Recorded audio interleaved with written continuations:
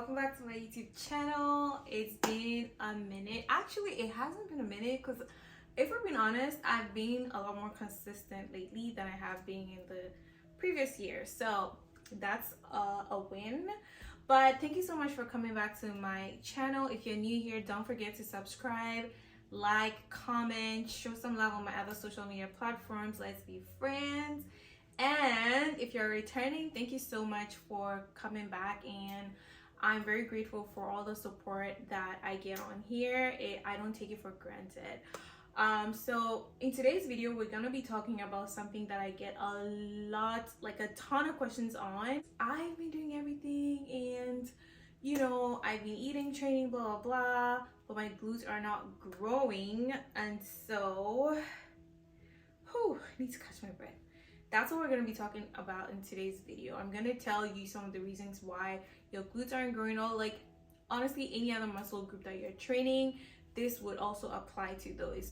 Get your notebooks, we're about to start the class. But yeah, let's get into this video. So one of the things I actually want to talk about, which is also a personal experience of mine, is food. Like a lot of times, we want to grow our glutes, but we don't have a good relationship with food. We're not eating enough calories to see that growth or see that change in our bodies. You're probably not eating enough calories, and so your body is just stuck in this state of like not having enough food to even like recover or repair the tissues and to grow. So you're not gonna see any growth. You're just gonna be in the gym for like 10,000 years plus and still not see a change because you're not feeding your body. You know what I mean? So one of the first things you want to I guess take a good look at is how much food you're eating. And if your goal is to grow your glutes or any other muscle group in general, you're going to have to find a way to eat in a calorie surplus. What a calorie surplus simply means is eating above your maintenance calories. So whatever amount of calories that you eat to maintain your current body weight, you're gonna have to eat above that to grow.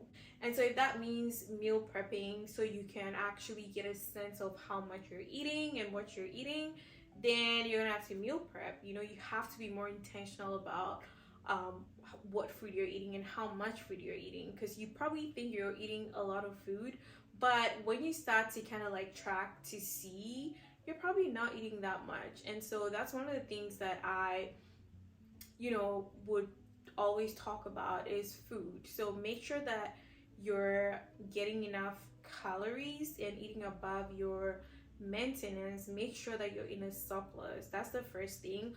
Also, when I say surplus, you don't have to go like add 1,000 calories on top of your maintenance calories. You're just gonna explode. Like, you know what I mean? You want to do it in a way that's slow and steady, so that your body's adjusting slowly to the new amount of food that you're eating, and you're not like feeling extra bloated like all the time. So you could like start from somewhere around like 100 calories on top of your maintenance, 200, 300. Don't go and do like 1,000. That's just gonna be we call that a dirty ball. Like, you're gonna explode and you don't want that. So that's the first thing that you are going to have to look at. So now that we've gotten one of the important things out of the way, we're going to talk about another very critical thing, and it's protein. Okay, now protein is important whether you're trying to build muscle or whether you're trying to lose weight, or it doesn't even matter. Protein is like one of the very important macros that you cannot neglect and want to see growth. Basically, one of the building blocks of your body is protein. So repairing your body tissues, recovering, growing, protein. And so when you go to the gym and you're like lifting the weights and you're curling, you're doing your squats and all of that, you're not building muscle then. You are creating micro tears in your muscles, which your body is going to have to repair later on, and which is why protein is so important, because it's during that process when you're eating, when you're like eating the right amount of food, protein, macros, your micronutrients, all of that, that's when your body is repairing those tissues, and that's when you're going to see the growth, which is why you could be in the gym doing all your workouts, but if you're not eating like what you're supposed to be eating, you're not going to see the change. So one of the other important things is to eat enough protein. Eat enough protein. I'm gonna do a video separately on how to like boost your protein intake throughout the day, because again, that's something I have struggled with before, and even now I still struggle with. Like, I have to be like super intentional to get, you know, the adequate amount of protein that I need. And if you're wondering like, oh, how much protein should I be eating, a good rule of thumb is to eat between 0.8 to 1 gram per pound of like your body weight. So I'm like 155 pounds now. Like I fluctuate between 150 to like 155. So I always aim to eat around like, you know, 140 to 150 ish. And sometimes I don't hit the 150. Sometimes I'm at like 120, or sometimes I'm at 150. Sometimes even like I'm at 90. But then for the most part, I'm trying to hit above 100 grams of protein a day. You don't have to like clock the exact number like every single day. You don't have to do that. But for the most part, you're going to have to aim to increase your protein intake. And you can really do it slowly. Like if right now you're like at 50 grams a day, just, you know, add 10 on top of that, 20, 30. And there's very easy ways to boost your protein intake. So I'm going to do a separate video on that to help anyone that's struggling with protein intake. So boom, that's 2. So now that we've talked about food and protein, we're gonna talk about another important thing, and that's training. You know, you need to be aiming. One of the key things to building muscle is hypertrophy. You know, you need to be taking your training and your sets, you need to be taking them to close to failure or failure. You need to be, you know, breaking down the muscles to that point. Otherwise, you're not gonna see a change, because if you're doing the same 20 pounds for 10 reps every single day, what's gonna happen? Your body's gonna get used to it, and you're not going to see change, which is why progressive overload is talked about a lot in bodybuilding or muscle building, because that way you're taking the muscle to fatigue, either through, you know, more time under tension, you know, heavier weights, or just more reps. Anyhow you need to do to get the muscle to, you know, fatigue or to reach hypertrophy, that's what you're going to do.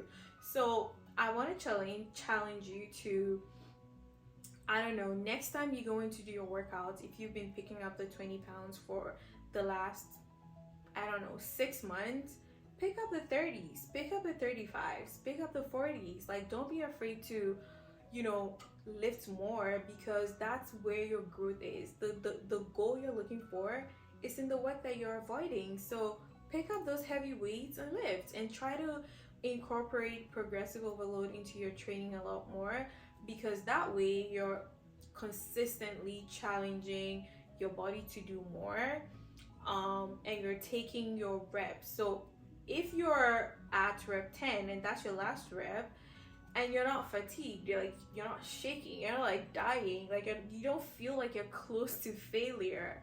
Don't take me up on that dying part, but you don't feel like you're close to failure, you're failing, then it's time to increase the weights or increase the reps. Another tip is, don't rush your reps, okay? Don't rush it. Take your time, put that muscle under tension for just a couple more seconds, you know, and feel the burn, you know, feel the burn. So that's another thing. While you're training, pay attention to how you're executing the movement, how you're going through the movements, how you're executing, how much weight you're using.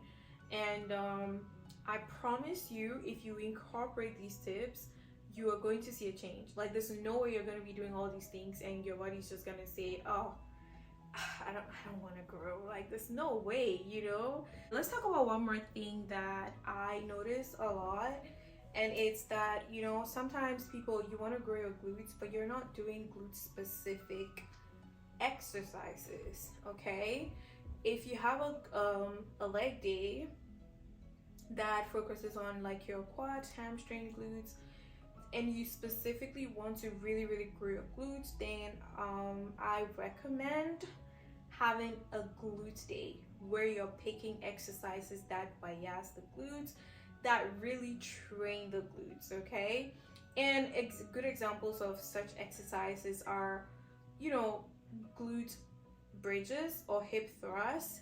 These are like so important because once you learn to structure your glute day right and you're hitting those exercises, I promise you guaranteed results. Results may vary, but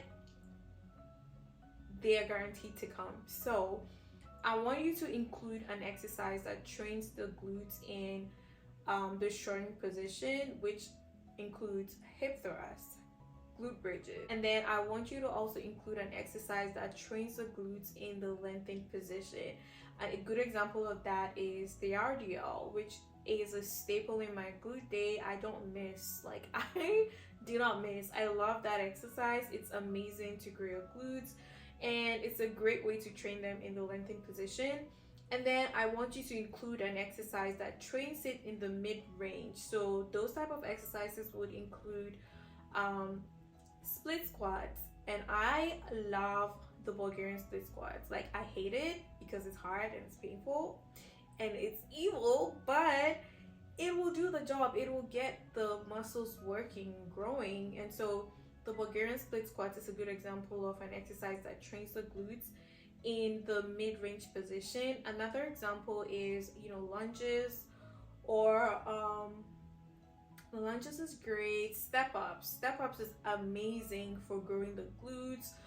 If you guys want like foreign videos on some of these exercises, please comment in the, leave your suggestions, I guess, or like just what you want me to do those type of videos on in the comments, and I will try to do them. And then the last thing I want you to do on your glute day is to incorporate some accessories. And honestly, I would do these like towards the end of my workout so I can take the glutes to complete failure, or like do a burnout set with some of these. And a good example is the glutes kickback, hyper extensions, or glute biased hyper extensions. These two, chef's kiss. I love them. So make sure that you're incorporating at least one of these in your glute days, and come back and tell me how you feel in like 2, 3, 4, 5 weeks. Tell me how you're feeling. Tell me how your glutes are feeling. Tell me you're not double cheeked up on a freaking Thursday.